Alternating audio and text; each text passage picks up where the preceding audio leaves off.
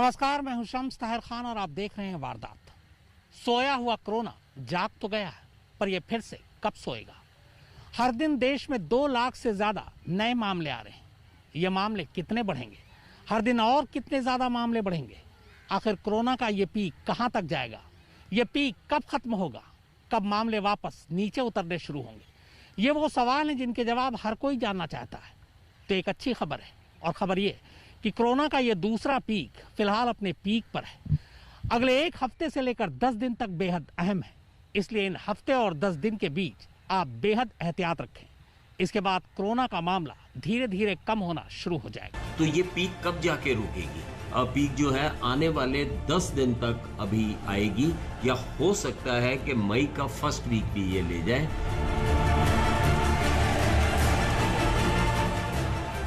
Corona ज्यादा संक्रमण कर रहा है, कोरोना ज्यादा प्रभावी हो गया है, कोरोना ज्यादा खतरनाक हो गया है, और ये इसलिए हुआ है क्योंकि इसमें जेनेटिक म्यूटेशन हो रहा है।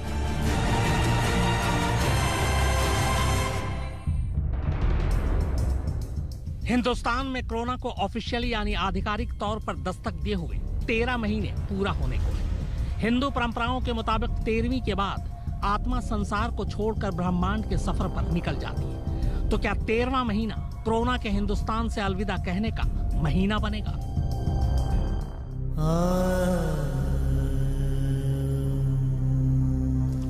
हर तरफ तबाही की तस्वीरें, हाहाकार, लाशों का अंबार, शमशानों और कब्रिस्तानों में कतार, अस्पताल में जान बचाने के लिए भर्ती होने की मारामारी, रोजाना बड़ी तादाद में कोरोना के सामने आते नए केसेस।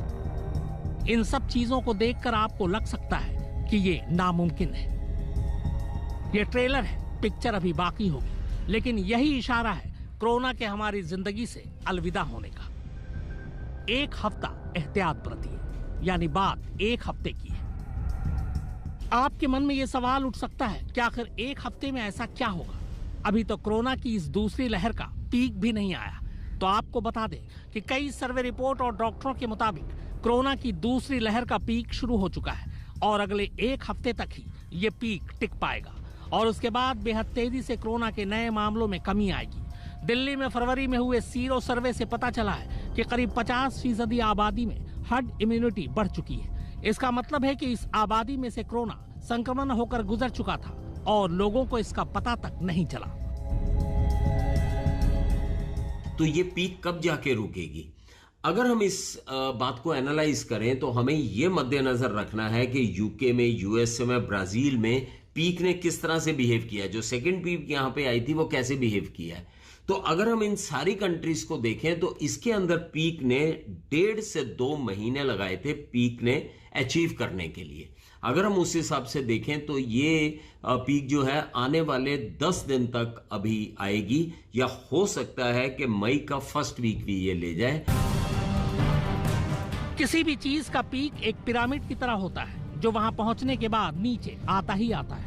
कोरोना भी पीक पर जाने के बाद अब नीचे की तरफ आना शुरू होगा। लिहाजा हमें घबराने की नहीं, बल्कि सब्र करने की जरूरत है। जानकारों के मुताबिक अब जितने भी केस आ रहे हैं वो नए लोगों में है। पहले संक्रमित हो चुके लोगों के दोबारा बीमार होने के मामले बेहद कम हैं। इस लिहाज से अगर बची हुई आबादी में भी एंटीबॉडी विकसित हो जाती है तो हर्ड इम्यूनिटी बन जाएगी, और फिर कोरोना वायरस की ये चेन टूट जाएगी। क्या बिना दवा के या बिना ये पता चले कि कोरोना हुआ है या नहीं, हमारा शरीर कोरोना से जंग कर सकता है? क्या है ये हर्ड इम्यूनिटी, जिससे न सिर्फ हार सकता है कोरोना, बल्कि उसकी चेन भी टूट सकती है? तो होता दरअसल ये है कि जितने ज्यादा लोग कोरोना से संक्रमित होंगे, इंसानी जिस्म में इससे लड़ने की उतनी ज्यादा ताकत पैदा होगी। इसे ही हर्ड इम्यूनिटी कहते हैं। कोरोना वायरस से बचने के लिए वैज्ञानिक पिछले साल से ही हर्ड इम्यूनिटी अपनाने की सलाह दे रहे थे। बड़ी अजीब सी बात है, मगर मेडिकल साइंस की सबसे पुरानी पद्धति के हिसाब से ये सच है। हर्ड इम्यूनिटी यानी सामूहिक प्रतिरोधक क्षमता। इसका मतलब यह है कि भविष्य में लोगों को बचाने के लिए फिलहाल आबादी के एक तय हिस्से को वायरस से संक्रमित होने दिया जाए। इससे उनके जिस्म के अंदर संक्रमण के खिलाफ सामूहिक इम्यूनिटी यानी प्रतिरोधक क्षमता पैदा होगी। इससे शरीर में वायरस के लिए एंटीबॉडीज बनेंगी, जिससे फिर दोबारा कभी यह वायरस न तो उन्हें संक्रमित करेगा और न ही दूसरों को। कोरोना के मामले जिस तरह से सामने आ रहे हैं, उसे देखते हुए अगला 1 हफ्ता काफी अहम है। इस हफ्ते में कोरोना के केस पीक को छू सकते हैं। अभी आलम यह है कि घरों में पूरी की पूरी फैमिली संक्रमित हो रही है। ऐसे में लोगों को अगले 8 दिन सजग रहने की ज्यादा जरूरत है। उसके बाद नए मामलों में कमी आएगी और कोरोना से मरने वाले लोगों की तादाद भी कम हो जाएगी। अमेरिका में भी इसी तरह का ट्रेंड देखा गया था जब कोविड-19 की दूसरी लहर से वो जूझ रहा था। हाँ, हिंदुस्तान में कोरोना वायरस की दूसरी लहर में खतरनाक बात यह है कि ये बच्चों और जवानों को ज्यादा शिकार बना रही, इसीलिए एहतियात जरूरी है। खतरे से बच्चों को रोकने के लिए उन सिम्टम्स का जानना जरूरी है जो बच्चों में पाए जाते हैं या देखे जाते हैं, जिसमें आमतौर पर पेट में दर्द होना, उल्टी होना, दस्त आना या बच्चे को सुस्त रहना, बुखार आना। इसमें 100.4 के करीब बुखार आता है और ऐसे बच्चे सुस्त हो जाते हैं। तो ऐसे बच्चों में जब ये सिम्टम हो तो उनको हम अलग करें, उनके माँ बाप मास्क लगा के उनके पास आएं। IIT कानपुर की एक रिसर्च में ये बात सामने निकल कर आई है कि पूरे देश में कोरोना की पीक अप्रैल के आखिर और मई के शुरुआती हफ्ते में होगी। अपनी पीक पर पहुंचने के बाद कोरोना के नए मामलों में कमी आनी शुरू हो जाएगी। कोरोना वायरस अगले 7 दिनों तक ज्यादा खतरनाक रहेगा, इसीलिए एहतियात जरूरी है। दिल्ली में 20 से 25 अप्रैल के दौरान कोरोना का संक्रमण अपने चरम पर होगा। झारखंड, राजस्थान में 25 से 30 अप्रैल, उड़ीसा में 26 से 30 अप्रैल तक कोरोना पीक पर होगा। पंजाब में नियंत्रण करने के उपायों के चलते ग्राफ जल्दी गिरा है। तमिलनाडु में 11 से 20 मई, आंध्र प्रदेश में 1 से 10 मई के बीच संक्रमण चरम पर होगा। पश्चिम बंगाल में कोरोना संक्रमण अभी प्राइमरी स्टेज में है और 1 से 5 मई के दौरान चरम पर होगा। अब ये सवाल आता है कि चलो पीक तो आने वाले हफ्ता 10 दिन या 15 दिन के अंदर आएगी, लेकिन फिर ये डिक्रीज कब होगी, कितने टाइम में ये पीक डिक्रीज हो गई? तो फिर से हम लोग हिस्टोरिकल आंकड़ों पे जाते हैं। यूके, यूएसए, ब्राजील, इन सब में ये हुआ था कि जब सेकेंड वेव आई थी वो पीक के बाद में जो वो नीचे गई है उसको नीचे जाने में जो है 1.25 महीने के करीब लगा था। तो वो 1.25 महीने, 1.5 महीने के बाद नीचे आई थी। तो अगर ये पीक जो है फर्स्ट वीक ऑफ मई में आती है तो हमारा जून आ जाएगा, जबकि ये बिल्कुल नीचे आएगी। मिडिलसेक्स यूनिवर्सिटी के एक प्रोफेसर मुराद है, उनकी स्टडी है। उन्होंने ये देखा है कि अलग अलग स्टेट्स में इसका अलग अलग बिहेवियर है और ये कहना बहुत मुश्किल है कि कब पीक करेगा। लेकिन उन कुछ स्टेट्स में इसकी तादाद बहुत ज़्यादा हो गई है और कुछ स्टेट्स में भी इसकी तादाद बढ़ रही है। तो अंदाज़ा ये है कि अभी इसका पीक 2 हफ्ते से पहले नहीं होगा और ये इस पर डिपेंड करेगा कि हमारा बिहेवियर इस वायरस के साथ क्या है। जानकारों का मानना है कि अगर लोगों ने कोरोना को हल्के में न लिया होता तो इस बार भी अपनी पहली लहर की तरह कोरोना की दूसरी लहर बिना तबाही मचाए गुजर जाती। लेकिन ये सरकार और लोगों की लापरवाही का नतीजा ही है कि बिना कोरोना से मुक्त हुए हमने शादियां और बाजारों की भीड़ में शामिल होना शुरू कर दिया। नेताओं ने रैलियां की, कुंभ मेले और किसान आंदोलन में तो भारी भीड़ नजर ही आई। नतीजा आपके सामने है। इस बार हालात खराब इसलिए भी हुए क्योंकि कोरोना के वायरस ने अपने को बार बार बदला। पहले हर तरफ जिस डबल म्यूटेंट का शोर मचा हुआ था और अभी जिसे साइंटिस्ट ढंग से समझ भी नहीं पाए थे कि ट्रिपल म्यूटेंट ने दस्तक दे दी। यानी पहले डबल म्यूटेंट वाला कोरोना वायरस अब ट्रिपल म्यूटेंट हो गया है। मगर सवाल ये है कि आखिर ये ट्रिपल म्यूटेंट है क्या? कोरोना की दूसरी वेव से सबसे ज्यादा प्रभावित राज्यों में वायरस के 3 अलग अलग वेरिएंट्स मिले हैं। इन सैंपल में 2 सैंपल में स्पाइक प्रोटीन में 2 बड़े म्यूटेशन या बदलाव देखने को मिले। तीसरे वर्जन में स्पाइक प्रोटीन के बाहर बदलाव देखे गए हैं। साइंटिस्ट के मुताबिक ये बदलाव भी अहम है।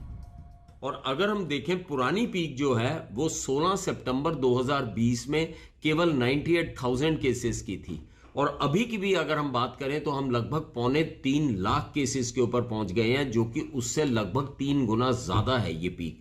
तो इसकी वजह यही है कि एक तो जो है ये म्यूटेंट स्ट्रेन जो है वो थोड़ा चेंज हो गया है, जिसकी वजह से कि एक तो ये फैलता बड़ी जल्दी है और दूसरा ये छोटी एज ग्रुप्स को भी जो है इफेक्ट जल्दी करने लग गया है। तो पहली वजह तो ये रही। दूसरी वजह ये रही कि लोग कहीं ना कहीं बहुत ओवर कॉन्फिडेंट हो गए थे। आसान जुबान में इस डबल और ट्रिपल म्यूटेंट के चक्कर को समझे तो जैसे वक्त के बारे में ये निश्चित है कि वो बदलेगा जरूर, वैसे ही वायरस के बारे में भी ये तय है कि ये रूप बदलेगा ही बदलेगा। तो भारत में इस डबल वेरिएंट जिसे B1617 का नाम दिया गया, उसमें सार्स कोविड-2 के 2 म्यूटेंट हैं। मतलब सार्स कोविड-2 का जो वायरस था उसमें अब 2 बड़े बदलाव आ गए हैं। इन बदलाव के नाम है E484Q और L452R। E484Q म्यूटेंट ब्रिटेन और साउथ अफ्रीका में पाए गए कोरोना वायरस वेरिएंट से मिलते जुलते हैं। इसी तरह से L452R वेरिएंट्स की वजह से अमेरिका के कैलिफोर्निया में तेजी से वायरस फैला था। ये दोनों बदलाव दूसरे देशों में पाए गए कोरोना वायरस के वेरिएंट्स में भी पाए गए, लेकिन ये पहली बार भारत में ही हुआ है कि एक ही वेरिएंट्स में दोनों बदलाव आ गए। इस तरह से इसे डबल म्यूटेंट वाला कोरोना वायरस कहा गया।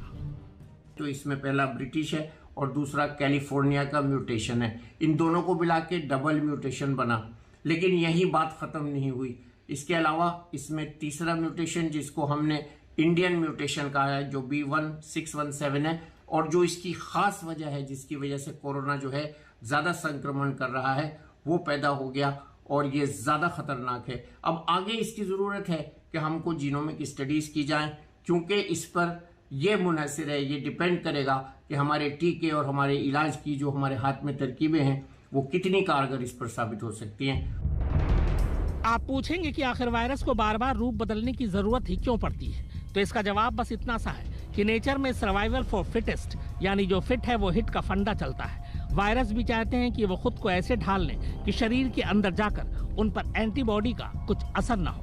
इस वजह से ही डबल म्यूटेंट वाले वायरस से शरीर पहले की तरह नहीं लड़ पा रहा। इसकी वजह यह है कि डबल म्यूटेशन की वजह से वायरस के स्पाइक प्रोटीन में ऐसा बदलाव आ गया है कि ये इंसानी शरीर में बेहतर तरीके से खुद को बचा पा रहा है। ये स्पाइक वही है जो आपको कोरोना वायरस की फोटो में कांटे जैसे दिखते हैं। अब तीसरे वेरिएंट्स ने दस्तक दी है। उसके बारे में फिलहाल इतना पता चला है कि कुछ सैंपल में डबल वेरिएंट्स में हुए बदलाव के अलावा भी बदलाव देखे गए। मतलब ये कि E484Q और L452R के अलावा कुछ और भी देखने को मिले हैं। चूंकि अभी इसके बहुत कम सैंपल मिले हैं, ऐसे में इसके बारे में पूरी जानकारी नहीं मिल पाई है। शुरुआती जानकारी के मुताबिक इससे कोरोना का वायरस और तेजी से फैल सकता है। जितनी जल्दी ज्यादा से ज्यादा सैंपल की जांच होगी, उतनी जल्दी ही ट्रिपल म्यूटेंट की जानकारी मिलेगी और उतनी जल्दी ही उससे लड़ने की रणनीति बनाई जा सकेगी। कैमरामैन विनोद शिकारपुरी, फारूक माभैदर और सुप्रतीम बनर्जी के साथ शम्स ताहिर खान, आज तक। वैसे डॉक्टरों और एक्सपर्ट्स की माने तो पहले से मालूम था कि जिस तरह से दुनिया के बाकी देशों में कोरोना का दूसरा पीक शुरू हुआ, वो हिंदुस्तान में भी होगा। हिंदुस्तान में भी कोरोना तेजी से बढ़ेगा, लेकिन तब हम लोगों ने इसे हल्के में लिया। हम 2020 के उस दौर को भूल गए जब कोरोना से लड़ाई में तमाम एहतियात बरती गई थी, और इसी का नतीजा है कि फिलहाल कोरोना बेहद तेजी से बढ़ रहा है। किसी भी देश में किसी वायरस के कितने वेरिएंट्स मौजूद हैं, इसकी जानकारी वायरस के जीनोम सीक्वेंसिंग से पता चलती है। वायरस की जीनोम सीक्वेंसिंग एक तरह से किसी भी वायरस की जन्म कुंडली बनाने जैसा काम है। इसके क्या लक्षण हैं, ये क्या काम करता है, इसकी अच्छाई बुराई क्या है, ये सब चीजें जीनोम सीक्वेंसिंग से ही पता चलती है। इस तरह की जानकारी न सिर्फ वायरस को कंट्रोल करने के उपायों में मदद करती है, बल्कि इसके जरिए दवाओं और टीकों का विकास भी किया जाता है। लेकिन भारत में वायरस के जीनोम सीक्वेंसिंग की रफ्तार शुरुआत से ही काफी धीमी चल रही थी। ये 2020 नवंबर और जनवरी के बीच और भी धीमी हो गई। इसकी सबसे बड़ी वजह रही कोविड के केसेस में तेजी से आई गिरावट और साफ दिशा निर्देशों और पैसों की कमी। अब एक्सपर्ट्स यही अंदाजा लगा रहे हैं कि इस बार सरकार को पहले ही जानकारी दे दी गई है, तो ट्रिपल म्यूटेशन पर जल्द ही सीक्वेंसिंग का काम शुरू हो जाएगा। सरकार ने इस साल जनवरी में आकर 10 प्रयोगशालाओं के नेटवर्क के जरिए जीनोम सीक्वेंसिंग को तेज करने के लिए इंडियन SARS-CoV-2 जीनोमिक्स कंसोर्टियम की स्थापना की है।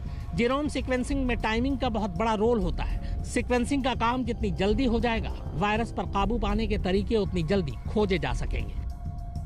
कैमरामैन विनोद शिकारपुरी, फारूक माभैदर और सुप्रतीम बनर्जी के साथ शम्स ताहिर खान, आज तक। तो वारदात में फिलहाल इतना ही, मगर आज तक पर खबरों का सिलसिला लगातार जारी है। नमस्कार, मैं हूं अंजना ओम कश्यप। हमें उम्मीद है ये वीडियो आपको पसंद आया होगा।